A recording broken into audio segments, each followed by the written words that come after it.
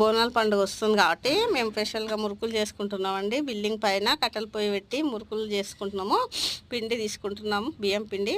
అందులో బియ్యం పిండిలో ఉప్పు, కారం, పసుపు, అల్లం ఎల్లిగడ్డ, నువ్వులు వేసుకొని శుభ్రంగా కలుపుకోవాలి. వేడి నీళ్ళు కొంచెం ఆయిల్ వేసుకొని కలుపుకున్నాక మురుకులు స్టార్ట్ చేసి ఈరోజైతే మేము ఇలా మురుకులు చేసుకుంటున్నామండి. బిల్డింగ్ పైన పిండి పిసుకొని పక్క పెట్టుకున్నాం కదా, ఇప్పుడు మురుకులు స్టార్ట్ చేస్తున్నాం. మురుకులు అయితే ఇట్లా ఒత్తుకోవాలి. ఒత్తుకున్న తర్వాత మంచిగా కాల్చుకొని తీసేసుకోవాలి. మూసుకున్న తర్వాత ఇలా మురుకులు తయారై ఇట్లా వస్తున్నాయండి, చూడండి. Thanks for watching.